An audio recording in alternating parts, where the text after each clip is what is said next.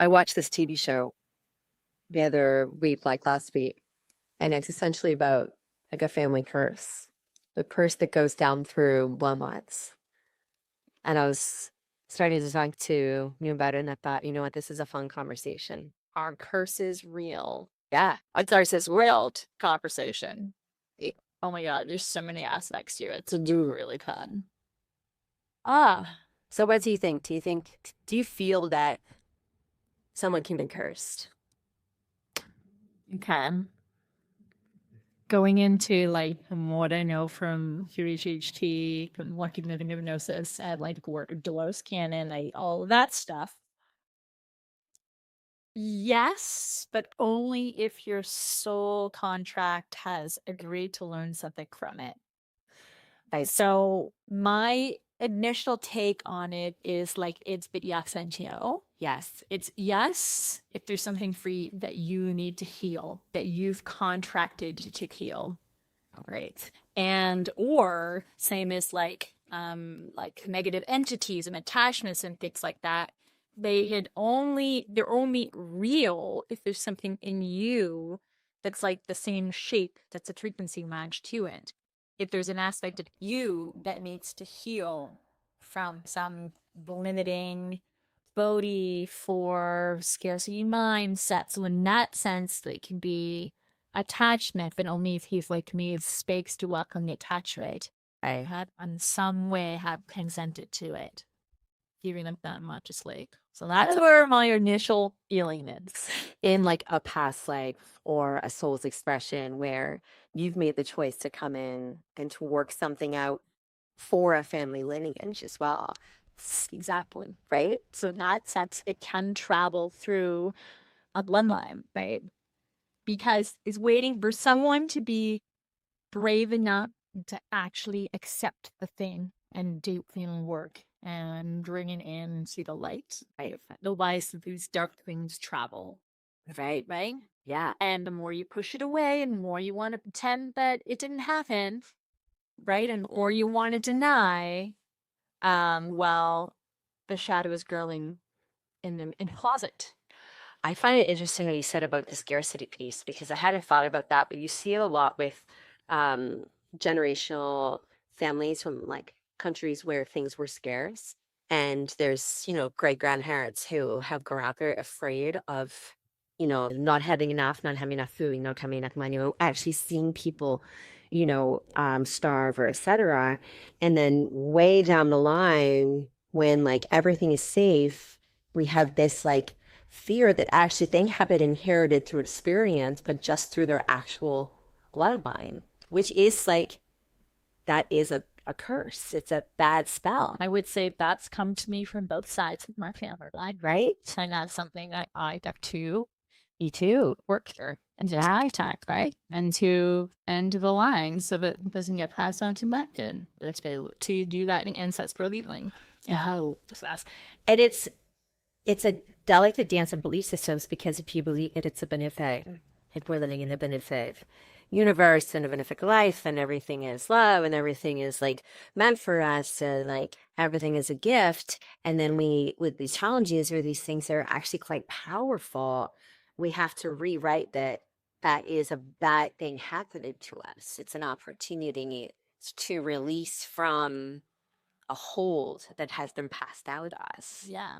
And I know in some sessions too, it's come off is sometimes we can make a vow in the past lifetime, in like if you were living in a belief system at one point where you took a vow of chastity or poverty as part of your spiritual path in another lifetime, that can travel with you and then show up as this deep feeling that like somehow abundance or money flow is like not spiritual and isn't good. That's right. And you're literally like rejecting it on some deep level. But that's a vow that we made. Vows are powerful. They're promises then ritualized that you get to go in and have to rewrite and end that vow. And they knew that you that.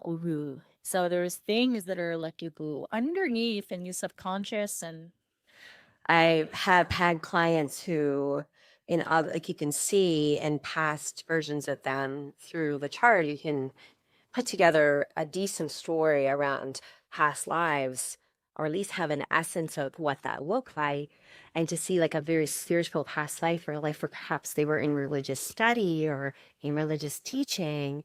And then in this lifetime, they're very self-sacrifice, like Marism, and they're always putting everybody else before them. And this is a life of understanding devotion to self. But that, again, like that vow becomes something that they have to continue. And it's almost like, well, if bad things always happen, or I'm always having to help my family or everyone I know, and he ends up needing me, and I don't have time for myself, and I feel guilty if I don't help, but I feel guilty if I don't do this, and the circumstances always lead me in this direction. But those circumstances aren't bad things happening to you, they're actually a redirect so that you can turn back to the opposite, right? And if you don't, you continue to experience them. Therefore, it has a feeling like a curse. Nice. And that's my favorite quote, which is totally bastardized, I'm sure, that the Einstein, was attributed to Einstein, that the most important decision any of us ever make is a choice to believe that the universe is luminous nonsense or not. So it's like everything that shows up.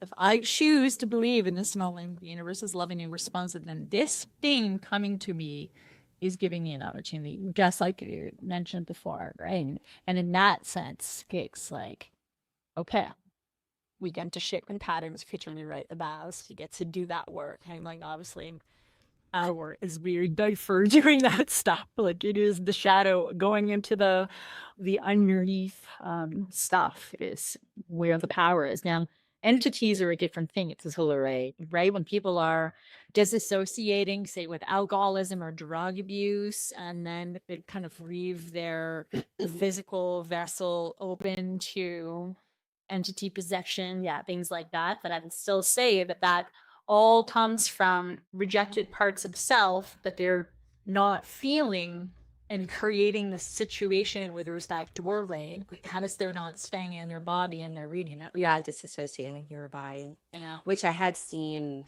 in my like personal experience. When you like, I grew up in a home, there was a lot of energy, there was a lot of dark energy, a lot of things that happened in the home previous to when my parents bought it. And then, my dad is an alcoholic, it wasn't a alcoholic. And then he had his own inner childhood wounds and fear, and a lot of like fear of demons and evil, having some like Roman Catholic upbringing and everything's the devil and bad. And then his dislike, bad spells, but like, his disassociation, but his pain amplified the darker energies in the home. And so we grew up with quite a lot of activity, but that activity didn't necessarily need to be there. It was more so his energy of disassociation and the alcoholism and not being in his body and his own pain that just amped up.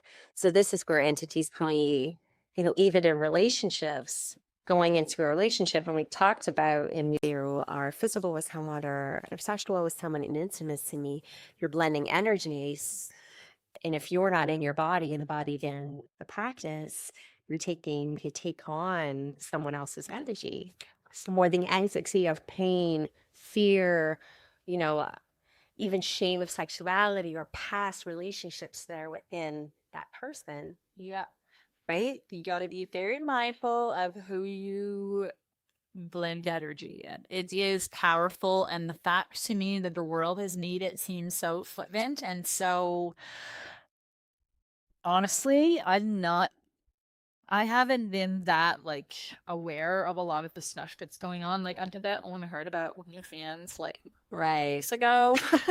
And it was just like, what? And like body count is also a new thing for me that I have just recently heard about. And I'm just like, what? Like I'm living in a different freaking universe of like Way. I am stuff like naive in lots of ways. I'm Younger, your daughter is young. yeah. I have raised some teenagers, so I'm all familiar with a little bit. But I was like, what is happening? Yeah. So that whole shift in the flippancy of access to body, I'm like horrified by on an energetic level. Like horrified by. I'm also like, why is this being pushed in the universe? Because That is full disassociation, and it's got to be serving me something not good. Well, the funny thing that you say that is the show that I watched that brought on this conversation is really about, making a commitment to someone that's not your soulmate.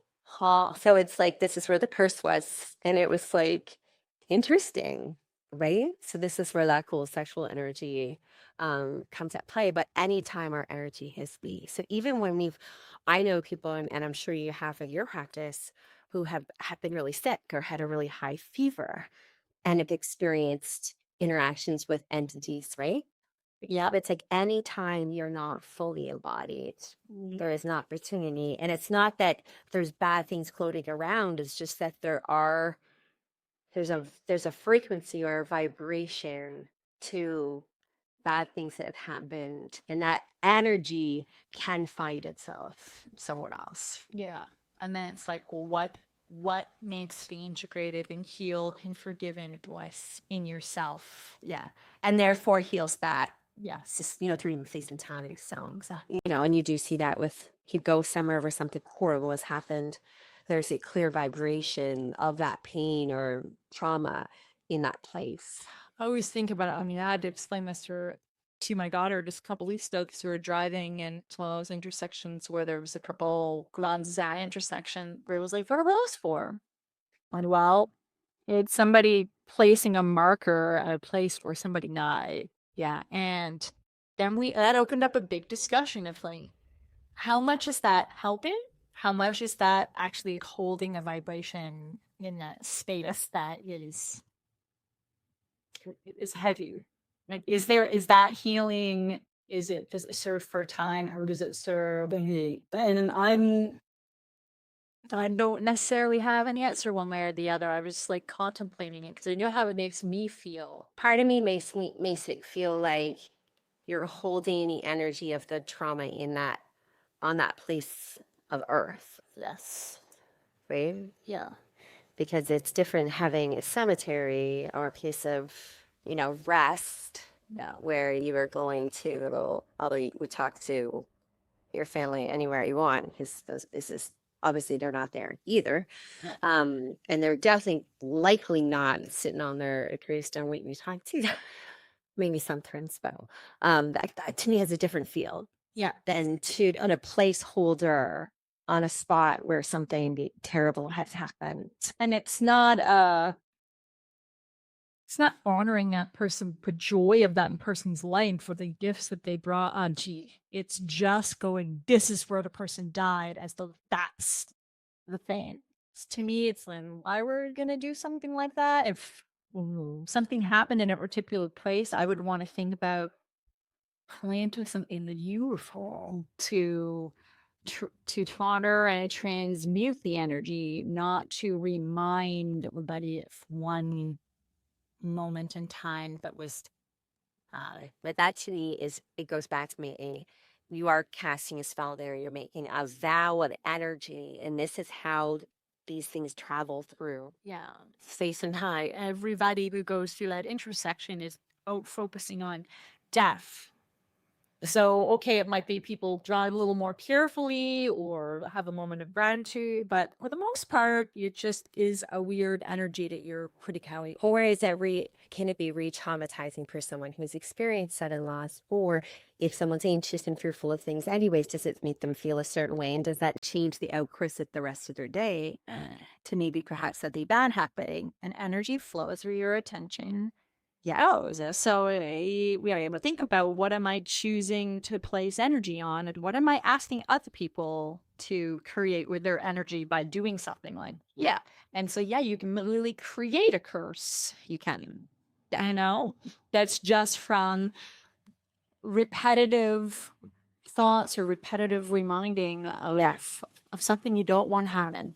Well, and that, again, like retracing back to like family person is to say there was something, shameful around sexuality or something happening in a home where, sexuality is abused. And then there becomes, a belief system around shame. And there's something hidden, a shameful thing hidden through a family. And then in turn, the next line, that shame turns into something else. And then the next line, it's still there, it's still there, it's still there. Or like how abuse travels. That is right. I'm like, right? Yeah, it is a curse. Yes, it started with somebody. That's right. And somebody's good and it has to be healed. And it can't be healed in darkness. No. And it doesn't necessarily go from, well, I was abused, therefore I abused. It jumps all over the place, right? It can be, a different like avenue of the family where nothing perhaps had happened specifically at home, yet all of a sudden there's someone that comes in that is violent or an abuser or a predator, Yeah. right?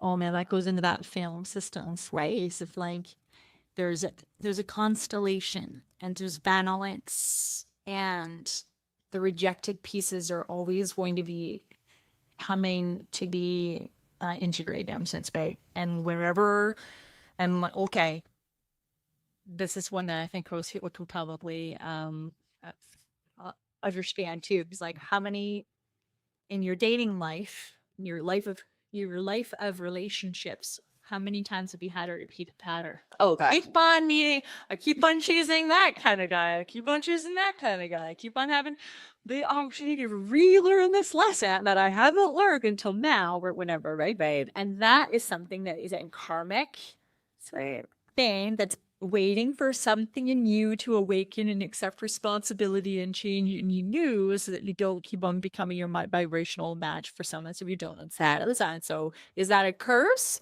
or is that an opportunity to Yeah. Is that a bad or soul leave? okay. When it shows that ticket, it shows the itinerary. It's how I was on it.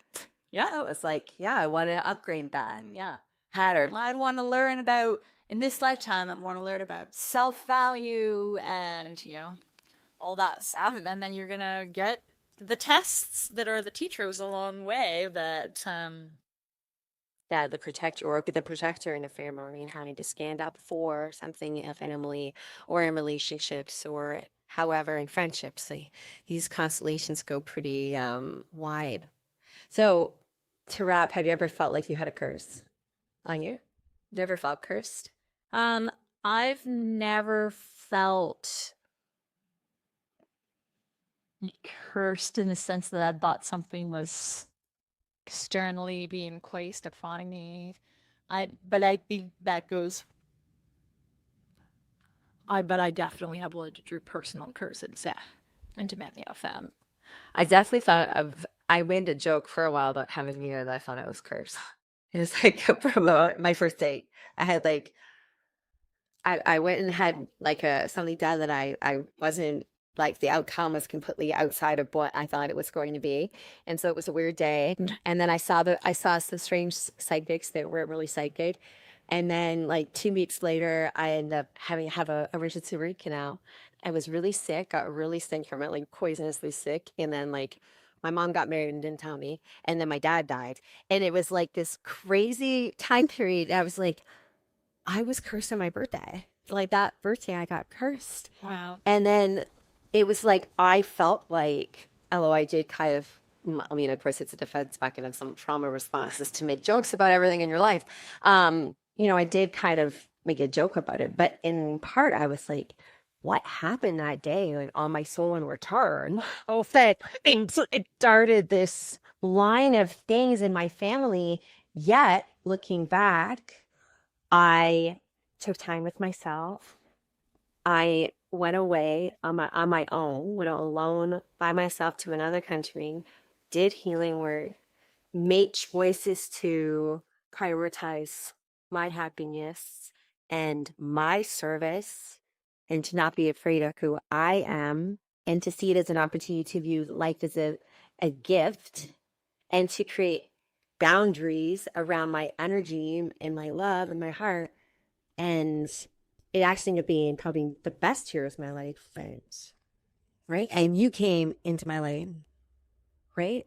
Again, although I Jared, that bad for me. Also, I could have on the apple and be like, "What? It's hers." I had this, and then court, and then yeah, or this demon showing up, and I hurt her, and then my dad died. And all of it being like, "What the heck is happening?" And yeah, it was a big reorganization, and then I guess looking at how astrology for. It's easy for people to give their power away to like, oh no, that's fine. This bad thing is happening to me because Saturn and he, Yeah, whatever. my year this up. I had a clear this opposition.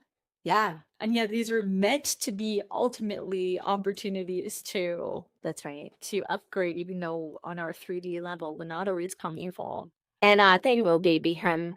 And I do feel like that was an opportunity to step into a new timeline and a new version of me. I feel like the belief systems I had previous to that don't actually exist in me anymore.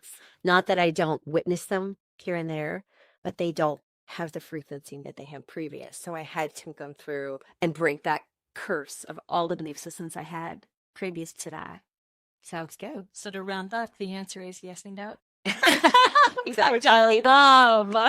yeah. Our Gemini hearts. So I With very happy with- Also, chickens can be true. Chickies can be true. And a million other facts. yeah.